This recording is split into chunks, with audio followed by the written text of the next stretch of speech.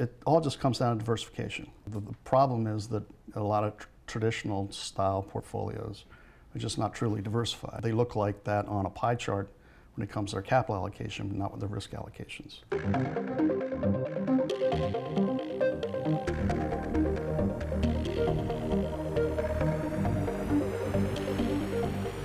I'm here with Katherine Molnar and Andy Spellar, both Chief Investment Officers of Fairfax County Retirement Funds. And I'm very excited to be speaking to you again about the markets, the current environment, and potentially what the future holds. So thank you both for joining me today. Great, it's a pleasure to be here. Good to see you again. Good to see you again. So the last time we spoke, actually, both of you quite brilliantly said that you did think that inflation was not going to be transitory, that it was going to be here for a while. Now, I think none of us, even with that correct prediction, could have predicted potentially how badly the 60-40 portfolio was going to do. So what I wanted to ask both of you is just to talk a little bit about how you're seeing the current environment, but particularly with reference to how you feel the 60-40 portfolio is going to continue to do. I mean, do you think it can come back from here? I think it's obviously been a very difficult environment for 60-40, and quite frankly, for anybody who's really relied on that negative correlation between stocks and bonds. So for decades now, several decades, all of us who allocate assets and construct portfolios have been able to rely on a negative correlation between stocks and bonds. So you have equities, which is kind of your growth risk on asset, and bonds, which is your risk off asset. And that relationship is held for decades, and so it's been wonderful from an asset allocation or portfolio construction point of view. Recently, we've witnessed, unfortunately, is that being turned on its head. And so now that the Fed has taken all of the liquidity out of the system, the Fed put is no longer in place as we have inflation numbers the highest in 40 years, you've now witnessed a positive correlation between those two assets, and unfortunately both of them trading off in lockstep this year. And so incredibly difficult for a 60-40 portfolio, which is all stocks and bonds naturally.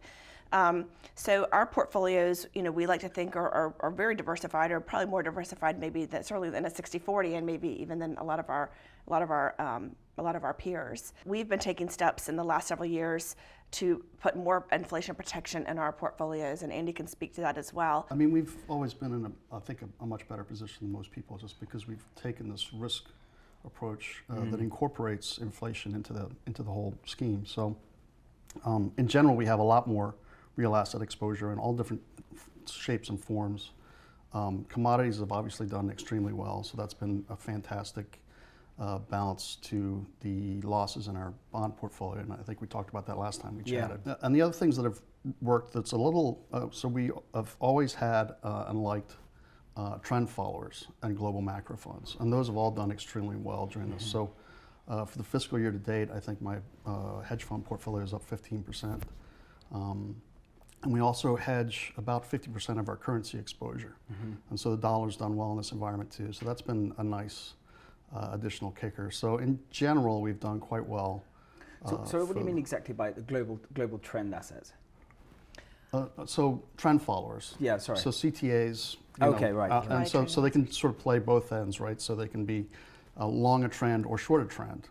And so far for this year, they've done fantastic. So I think the main trend follower that I have is up 50% for the fiscal year to date. So, but it's across the board. So it's a momentum strategy, right. And so they're looking at different like crossover events, but in essence they can be short equities, they can be short rates, or there could be also long rates, Right. But so they're completely agnostic, and all they look at are price and derivatives of price, like acceleration and things of that nature. And so they tend to be. I don't think they're not a perfect hedge to equities, but they're certainly a diversifier to long equity exposure. Yeah.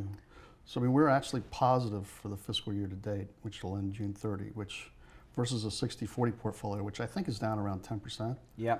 Our portfolios are up sort of in the 1.5% to 4% range.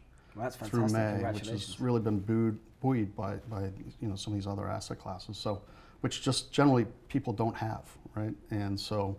Running a 60-40 portfolio, again, you've lost that correlation benefit, and you're on the other side of what we think is going to be a long-term trend where those two things are not going to help each other. Right. And so I remember the last time we spoke, Andy, you talked about the 60-40 portfolio being, well, in a growth environment, just so more highly correlated to equities than a 60-40 would suggest. I think you said something like it's more like a 90% correlation, to be honest.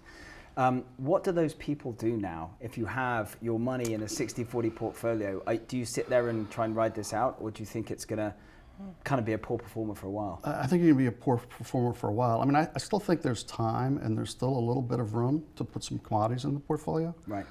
But it's just, those things are going to take some time to sort of turn around and to shift. And so unless you're really flexible and nimble, I think, you could be in some trouble for the next couple of years but again, I think this is a longer term trend, right? So it's going to be a real struggle for a while. And you just have to think more broadly about the portfolio diversification that you have in your portfolio. And we've been thinking about that and having that in place for a long time. How do you think about correlation within your portfolio now? I mean, it seems like the correlation as a concept is dynamic. I mean, it is always changing. Yeah. But how do you think about it now between stocks and bonds and commodities and alternative assets? It's always been a mistake to take a static number to a dynamic relationship. Right. And now everybody's falling prey to that, right? So you are now going to see, I mean, the credit piece of a fixed income portfolio is always going to be correlated to equities, right?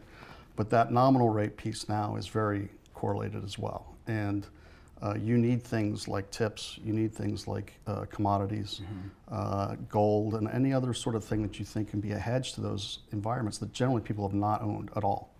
And so that's going to take, a retraining of thinking. And my guess is that'll still take a while, right? And but it just comes back to portfolio diversification. Right. And we've been trying to emphasize that all along, is if you want diversification, you have to have risk contribution of things in size. Yeah. And if you haven't got it, or if historically you just put maybe a little bit of money into tips or something like that, an intermediate, it's just not going to help you. And Andy, I remember last time you tried to divide things up, not so much into assets, but into risk buckets and looking at vol. Is that still the way you're thinking about things? And how do you, give us an example of sort of the buckets you divide things into? So it's about 8 major buckets. So equities, credit, real assets, which includes real estate, commodities, physical assets as well. So we own rail cars, cattle feedlots, you name it, grain elevators, things like that. Basic royalties. Yeah. So and then. What about exposure to alternative investments? Whether it's like, can you invest in private equity and venture capitalists? Yep. So we're up to about 20% in private equity and Really? private real assets and private credit. Now, is more of that investment becoming available to retirement funds like yourself? Because I remember previously a lot of larger funds like yourself have had liquidity constraints, like they can't invest so much in some of these private equity vehicles because of that liquidity constraint. Is anything changing in that world? Well, actually, we're very long-term in nature, right? As a public pension, we've got very long-term liabilities. So most public pensions and corporate pensions, for that matter as well, would certainly have a certain portion that would be locked up, whether that's in private equity, private real estate, private credit, or even like longer locked hedge funds. And to be perfectly frank, I think that our long-term nature is like our single greatest asset, if you will, right? So our ability to be long-term in nature and our ability and our willingness to lock up our capital and hopefully get an illiquidity premium as well as a complexity premium. And that really has helped. And it's helped this year as well. So a number of our private equity investments have done very, very well. Within the last 9 months. So we're almost at the end of our fiscal year, and is actually leading to a lot of our outperformance versus our peers. We're lucky because we're well funded, right? If you're some of the state plans that are really underfunded, then you do have a problem, right? You really need to maintain your liquidity, and it's tough to lock yourself up. So that's a different set of circumstances. Now, if I may ask about digital assets, this is something we spoke about last time as well. The world of cryptocurrencies has been rocked a little bit, like certain other classes too. How are you feeling about investing in cryptocurrencies, and how do you think about digital assets more generally? So our opinion hasn't really changed, right? So we knew that this was going to be a volatile space, and so all of our exposure is sized based on that expected volatility. And I think, as we discussed last time, the majority of our exposure is in private equity, and so this is really the infrastructure that supports blockchain technology. We do also, though, have a hedge fund, which is long and short. So that's liquid tokens. But it's long and short. It's not 100% long, right? So, and it has some directional momentum strategies, but then it has a number of relative value and market neutral type strategies in there. So they're doing things like yield farming, basis trading, cross-exchange arbitrage, trust arbitrage, things of that nature. And that type of a strategy, the relative value nature of that strategy, actually does well when you have volatility. So we've tried to take an asset class that, or I don't even really call it an asset class, but an area that's got a lot of volatility and almost like try to funnel that into something that's positive, right? So in other words, applying strategies that actually need that volatility to do well, so which is typical of any relative value hedge fund. And then more recently, we have yield farming as well, which is not taking any directional crypto price risk. So we like the space. We recognize that there's volatility to it. Our opinion hasn't changed. We've always sized it based on volatility. We're not really, and I'll just kind of mention this because I suspect this question is coming, we're not particularly surprised to see that it's trading a lot like in lockstep with equity, and in particular with like growth equity or tech equity, because we consider all of this to be just technologies anyway. Yeah. We don't think of them really as like currencies. So it doesn't surprise us at all that they're trading down when the tech sector is trading down, right? And we didn't do it to add diversification. We did it to add growth exposure, mostly, right, to get hopefully a higher return than we're going to get from the public markets alone. In the case of the hedge fund, okay, hopefully it's a bit of a diversifier because it's not all net long and it's long and short. But we didn't do it as a diversifier in the first place. Yeah. What I would tell you for me that maybe has changed in the wake of, like, I don't want to call it a crisis, but perhaps a little bit of a crisis of the UST Terra Luna kind of breakdown, is that I think differently about algorithmic stablecoins and any stablecoin that is collateralized by another coin, another stablecoin. And we probably shouldn't even call them stablecoins because they're not particularly stable, as I think we've all witnessed. So, but any type of an algorithmic stablecoin, nonetheless, it's collateralized by another coin. And so that has given me a little bit of pause. But I'm happy to say that as we've been speaking to all of our managers, whether it's the hedge fund manager or our venture capital managers, none of them had any exposure to this, to the tokens that we're talking about. And in fact, a number of them have even come back, and I shouldn't say a number, but a few of them have come back and said that they actually recognize flaws. They've been trying to expose flaws. They never would have, they don't think that they make sense in the first place, that type of thing. So, but I do think a little bit differently about some of the, algorithmic stablecoins. Does it feel a little bit to you like 2000 in a sense of, I'm not saying that this is exactly like the tech bubble, but what happened then was during the internet bubble, a lot of those stocks like Amazon or whoever it is picked them are still much higher than they were back in 2000s. There was just a period where the euphoria had to subside, and then there was a sort of real stock picking moment that had to happen from the pets.coms that never made it, and then the Amazons that did. Yeah, Does it feel like that? I think you're probably right, and it's healthy for the system, right? Like you need some of that, right? So that the companies that are in the technologies in this case that are fundamentally like strong technologies, and there's probably going to be like a mass adoption, a mass appeal that they really can kind of outperform others that are not really don't have the fundamental basis. So seeing as you called inflation pretty well last time, I wanted to ask how you feel about where we are with inflation now. I think it's going to come down to about 4 or 5, whereas that's not what's priced in, right? So looking forward on the curves, you're looking at a return to 2% inflation, right? And that's not priced in, I don't think.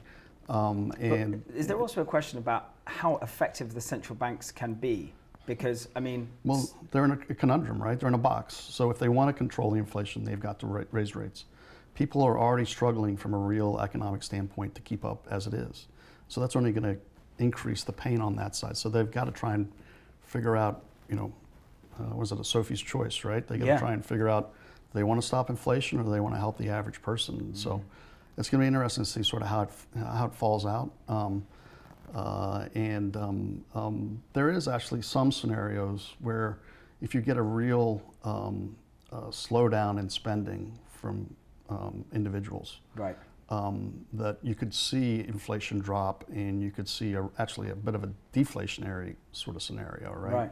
And I think we're sort of kind of walking a knife's edge because it really depends on how the Fed handles all of this, and who knows, but we'll have to see.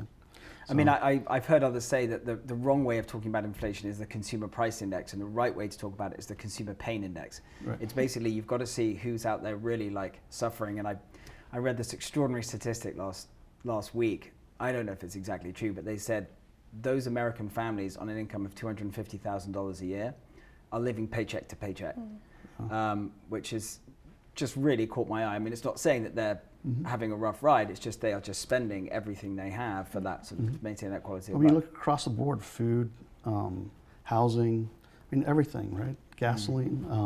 So my son's got a brand new job, and he's like, thank goodness I don't have to drive to work, because he can't afford to put, he's got a truck, right? And every time he fills it up, it's $90. So he's working like half a day to, just to put gas in his tank. So, right. So finally, guys, I just want to ask about how to think about asset allocation going forward for anyone who's watching this and thinking where their exposure should be. Clearly, classic formulas like 60-40 haven't worked for a while now, and maybe won't work for a while. And people need to try and find diversification into alternative exposures. I mean, is that how you think, how people should be thinking about this? Yeah, I mean, for a long time, people have sort of brushed aside just the concept of risk parity, because all that in their minds, a lot of it was just stocks and bonds, right? Well, now that correlation is broken down. Risk parity is not about stocks and bonds, it's about any asset and risk contribution. So if you want to have a diversified portfolio, you have to have diversifying assets in size, in risk size, right, and risk contribution. And so in a true risk parity construct and a diversified portfolio, you have things like real assets and things, commodities and hedge fund exposure, and those things have all been really the source of our outperformance here on a relative basis. And we are risk parity proponents, right? So for years, everybody said, well, what happens when rates go up? And on a relative basis, we're doing very well relative to anybody that sort of dismissed the just the basic concept. So, so it's going to take, maybe some people will sort of finally see the light, but it all just comes down to diversification. Yeah.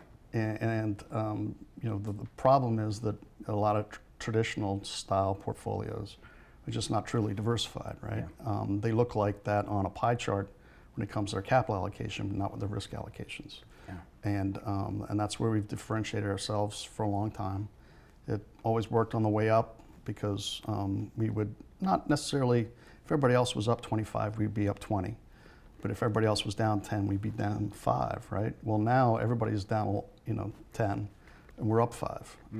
And so, those diversifying exposures have really paid off. And so when people are thinking about the portfolio construction, I mean, I don't think it's too late, but just it should be, I think it's just a general lesson learned, Yeah. So. Well, Katherine and Andy, congratulations to you both so far this year, and thank you very much. It was so great speaking with you. Yeah. Thank you. Thank you. Thanks for your time.